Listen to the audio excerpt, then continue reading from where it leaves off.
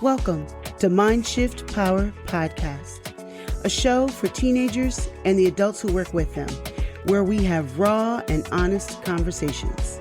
I'm your host, Fatima Bey, the Mind Shifter. And welcome, everyone. Today we have with us Amanda Blackwood. She is from Colorado. She is a human trafficking and abuse survivor. She's an author and an advocate, and I cannot wait to talk to her. Let me tell you, I just want to tell you guys this.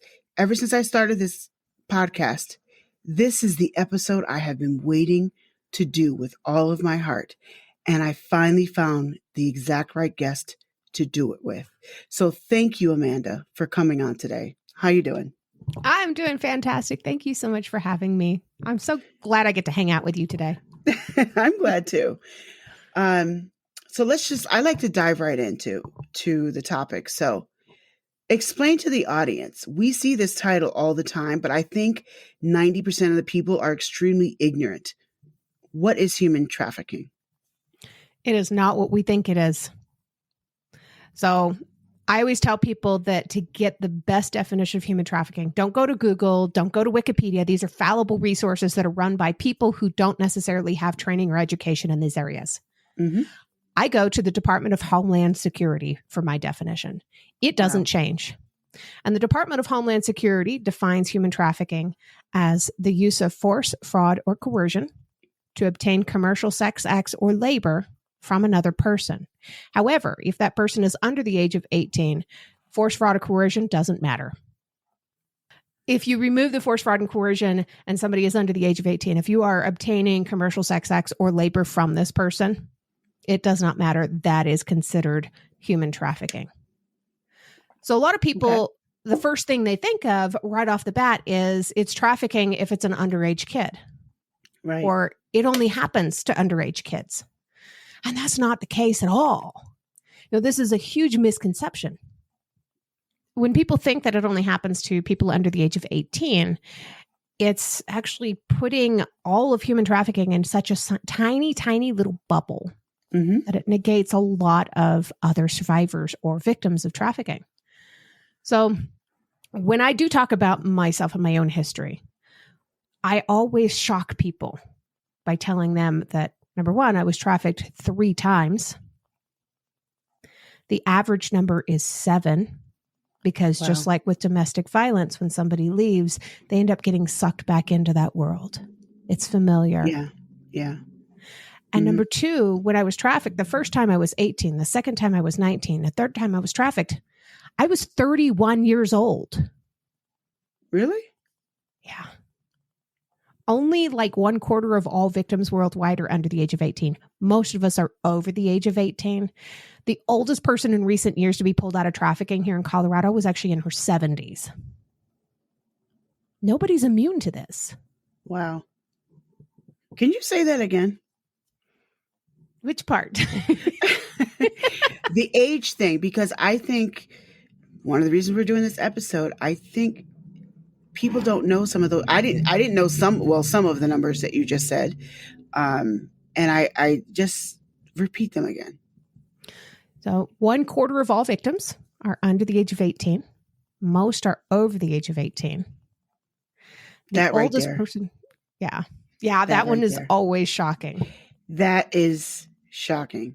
I know that it happens to people over 18, but I didn't know those numbers. And that wow. All right. And continue. I'm sorry, but I just had to absorb that.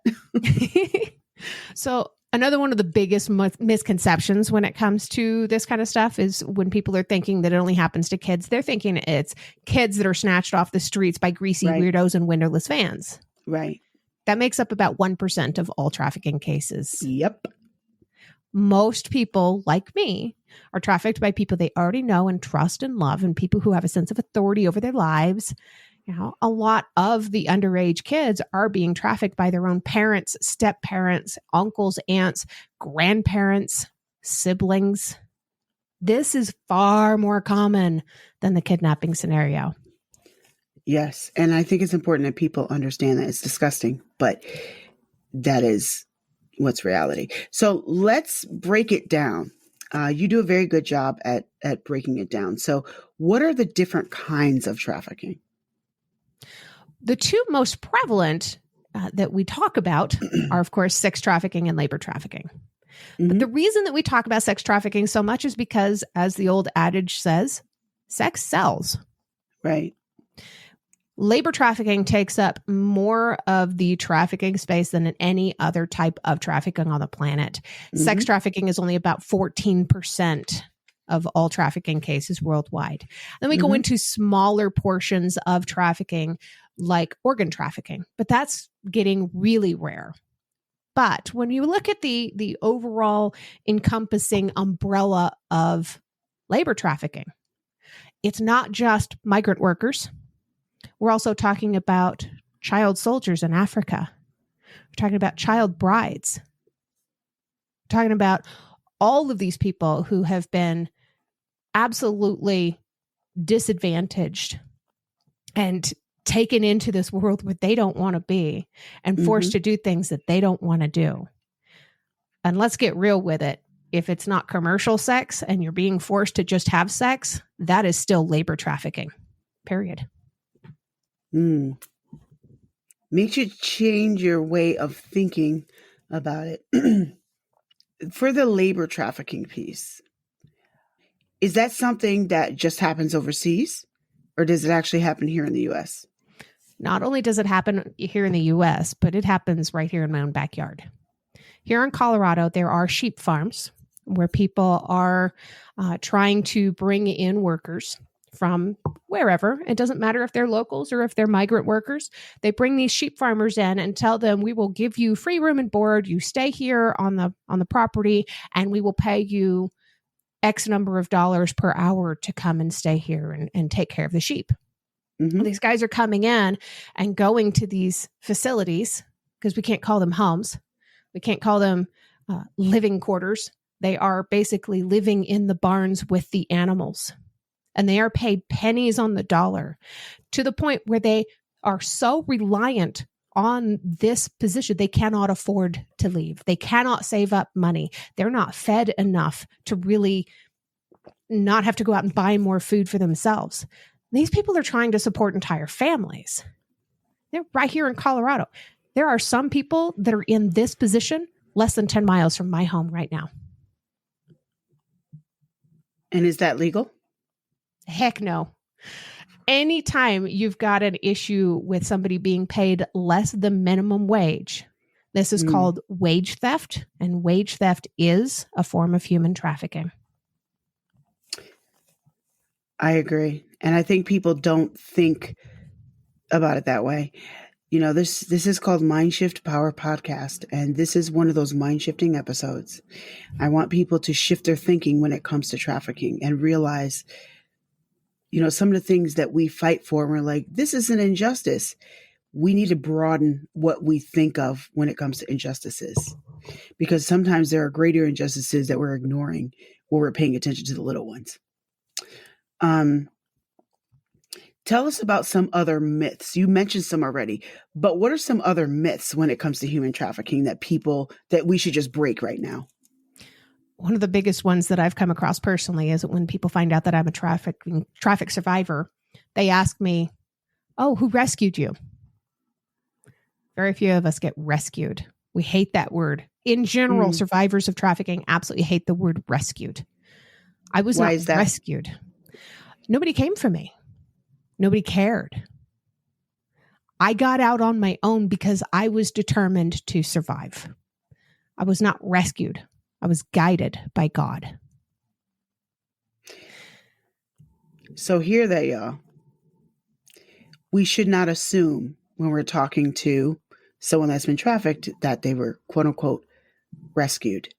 Although rescuing does happen, but even if you go to rescue someone, they have to be willing to grab your hand and come with you.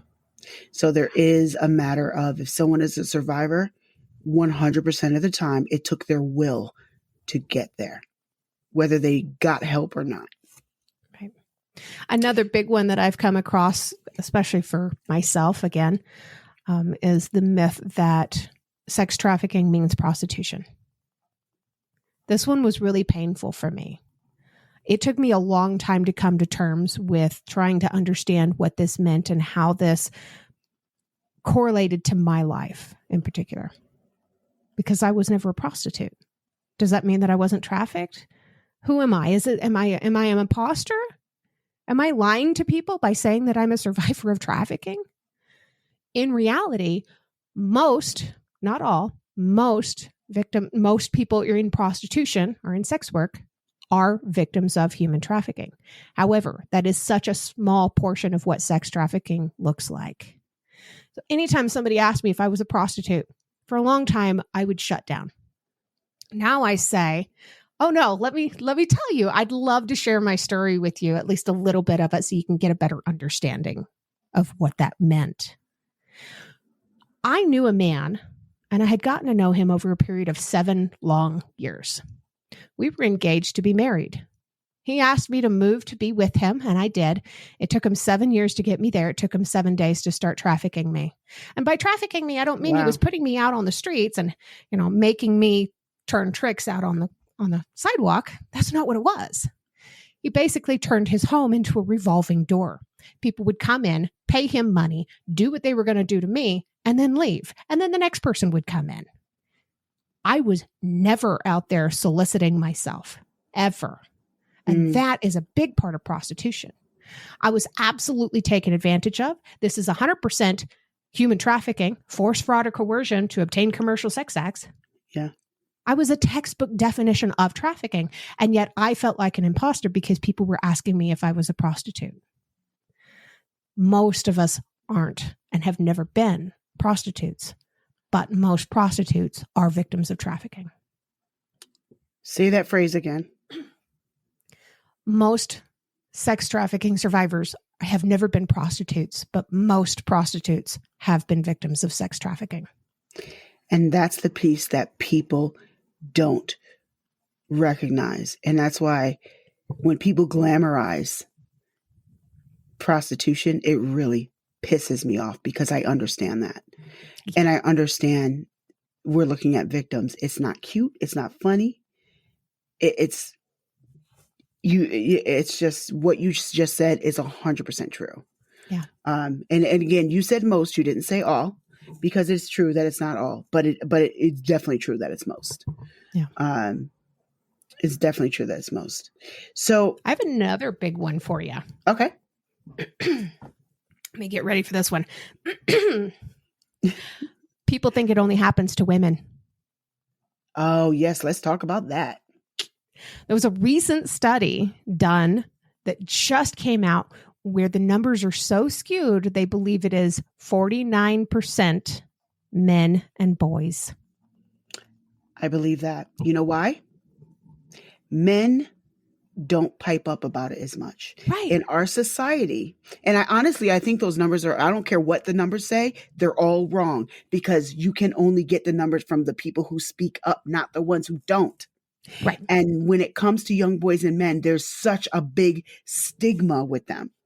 When it comes to women being abused, we're far more accepting than if a boy says, I was abused, I was raped, I was molested, whatever the case may be, whether you're talking about trafficking or molestation or any of that, any kind of abuse. If a boy pipes up, we are so much less sympathetic, and that is wrong.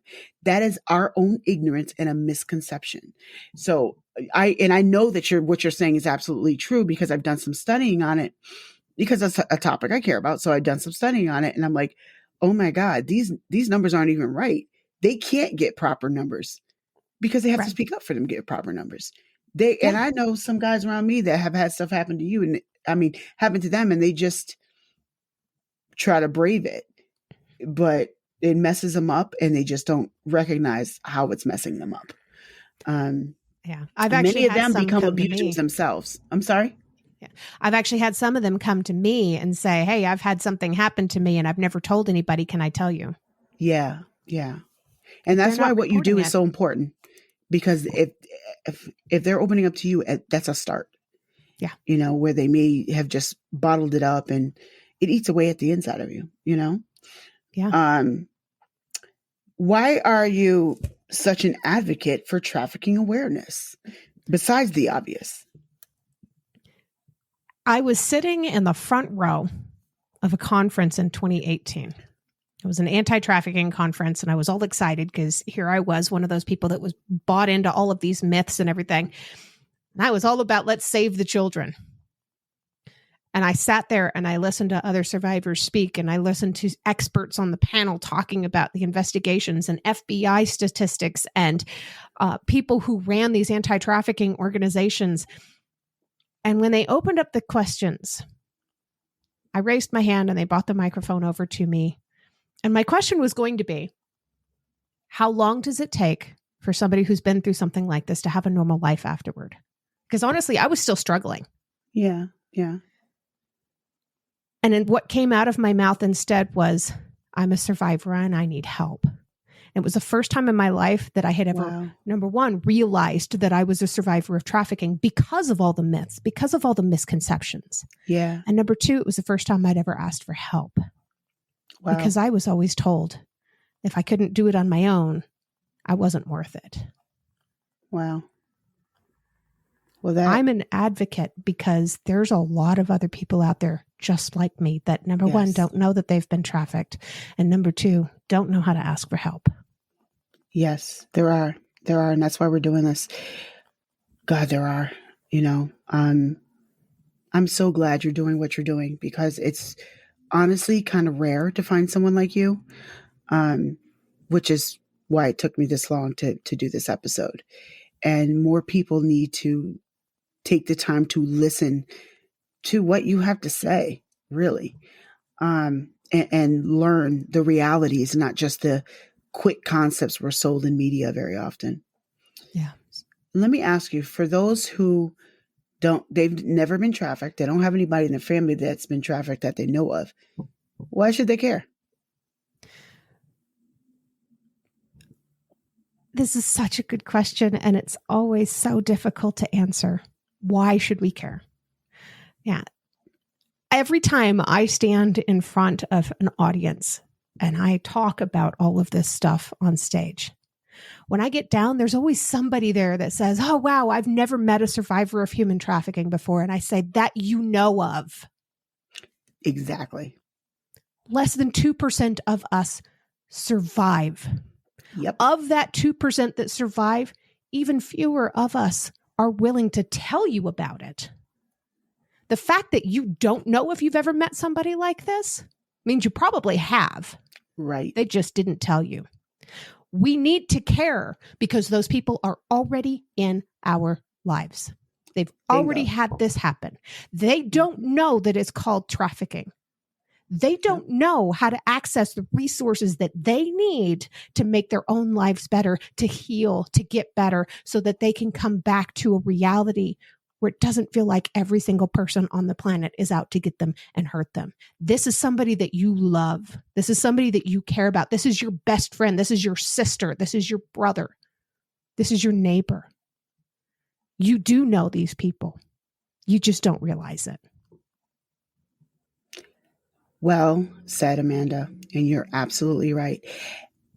And those people affect the people around them. And that's why we should care. They're already affecting your life, even if you don't know it. That person who's like squeamish and won't date and they're mean, they probably been through some trauma. There's a reason for that. And they do things around them that are not right, and they just don't realize why they're doing them sometimes. There's just so many different snowball effects that come from someone who's been through that and hasn't healed. Yeah. And it's very difficult to heal. It's a very long haul to heal. And I know you know this, Amanda. It's a very long haul to heal. And I don't think people understand that either. You don't just talk about it and get over it. Right. It takes a long time, and you have to dig deep, and there's layers and layers and layers of stuff emotionally, spiritually, and physically that you have to deal with. Right? Absolutely. You have to be able to give it a name. I mean, do you remember watching the movie The Neverending Story when you were a kid? Oh my God, yes. The nothing that ate everything. Right, the big white fluffy dog thing. Right. It needed a name. The princess needed a name. The nothing needed a name. Without a name, how do you fight it? True. Good That point. movie was so much more than just a fantasy story. Oh, That yeah. was telling kids, this is how you fight back against all of that crap that's happened to you. Start off by giving it a name. Once you give it a name, you can fight it. Very good point, Amanda. Very, very good point. Um, Now, for those who are listening right now, I know that, some people might be thinking, well, I care. I don't necessarily understand trafficking, and I just learned something new because I never understood all this stuff. We can't do everything, but we can each do something. What can the average person listening right now do? Get involved and learn more. Probably one of the best ways to get involved and learn. Find an organization like Skull Games. Skull Games is out there doing what they can to help train regular people and law enforcement on how to better handle situations like this. They have an actual police officer who's going out there, retired police officer, who's going out there and training other people on how to detect these issues, how to manage these issues, how to not victimize people further. But this organization is also taking regular people like you and me and giving us a lot more training on how to recognize things, what to do in this instance, how to get more involved with law enforcement, how to get more involved with local anti-trafficking organizations. Another big thing that I always tell people is that if you're wanting to get involved with a nonprofit anti-trafficking organization, and they're actually going out there and they say that they're helping the victims or the survivors, ask them what physical needs they have. Do they need toothbrushes? Do they need toothpaste? Do they need shampoo, clothing, pillows, socks? If they don't need these physical items, they don't need your money either. Ooh, that's a good point. It's a good way to look at it. You just mind shifted us. But yes, we can all do something. We can all do something, and I agree. It starts with educating yourselves, because from that education, you can figure out what you can best do. And sometimes it is giving money to that organization that gives the counsel that they need. That's where your money can be helpful, if you give to an organization that is actually doing the help. Because maybe you're not a counselor, you don't know how to talk to them, and you're awkward and you don't know what to do. Okay, that's fine. Give to those who are doing the job. That's where your money can come in handy. But just learning more about people around you instead of making assumptions, that could go a long way. That can go a long way. Absolutely. Now, you do a lot, Amanda. So tell us about the services you offer and how people can find you. So I am a trauma recovery mentor. I love doing it, where I work one-on-one with people who are trying to figure out what their trauma reactions are. Through me, I'm able to help people pinpoint what they are, where they come from, how to fight back against them and retrain their brains. A lot of people don't realize that they can fight back against these long-term trauma reactions. And I have compiled a list of over 60. Wow. I also have a podcast where I teach about these different trauma reactions each week. I have a different podcast where I highlight other people who have written their own stories of overcoming these incredible odds and have told the story about how they overcame, rather than staying in this place of pain and anguish. I just want to uplift people. I mean, there's a lot of other stuff that I do too, but these are the main focus that I do now. I am also a published author and a public speaker, and I do these things also. But my main focus is on other people, not on me, not on what I'm capable of, but what they're capable of. And that's why we get along. We have that same heart when it comes to helping, doing what we can from where we are, to help others. So what is your website? It's growthfromdarkness.com, because that's what we do. We grow even from the darkness. Yes, and I love that. I like that title, by the way.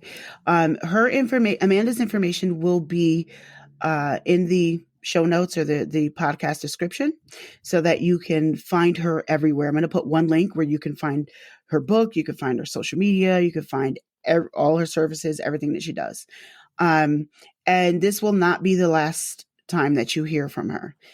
We have a couple other episodes we're going to do on different but related topics, and I cannot wait to do them. This woman is freaking amazing. And I do strongly advise that you go and get her book.